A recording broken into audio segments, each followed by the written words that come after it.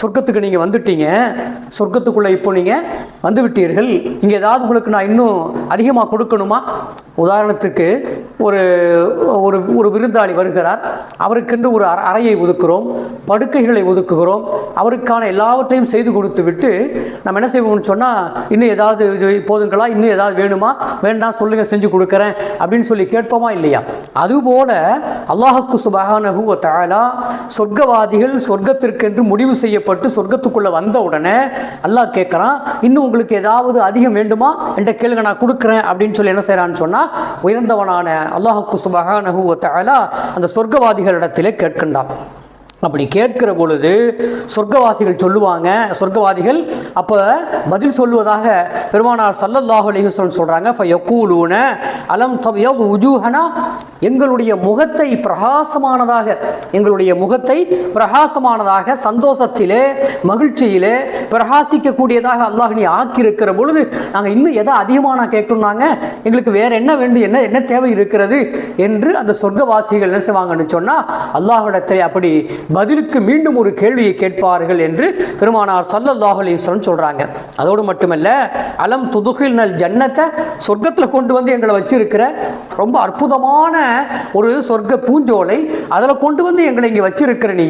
அப்படிப்பட்ட நிலையில் நாங்கள் இருக்கிற பொழுது இன்னும் நாங்கள் எதை அதிகமாக கேட்பது, எங்களை போய் கேட்க சொல்லுகிறே ரப்பே என்று என்ன செய்வாங்கன்னு சொன்னால், சொர்க்கத்தில் இருக்கக்கூடிய அந்த பெருமக்கள் சொர்க்கவாதிகள் ரப்பிடத்தில் இப்படி ஒரு கேள்வியை வைப்பாங்களாம், நஜ்ஜீனா மினன்னார், ரப்பே நீ எங்கள் நரகத்திலிருந்து பாதுகாத்து இருக்கிற, எரியும் நரக நெருப்பிலிருந்து, கடுமையான நரக நெருப்பிலிருந்து, கடுமையான வேதனைகள் தரக்கூடிய அந்த நரகத்திலிருந்து எங்களை பாதுகாத்து இருக்கிறாய், இதற்கு பிறகு நான் உங்களிடத்திலே எதை அதிகமாக கேட்பது என்று சொல்லி சொர்க்கவாதிகள் அந்த ரப்பிடத்திலே இந்த உரையாடல் இப்படி நடக்கும் என்று சொல்லி, ரப்புவுக்கும் சொர்க்கவாதிகளுக்குமான உரையாடல் இப்படி இருக்கும் என்று சொல்லி பெருமானார் ஸல்லல்லாஹு அலைஹி வஸல்லம் சொல்றாங்க. ஃபயுக்ஷஃபுல் ஹிஜாபு, அல்லாஹ்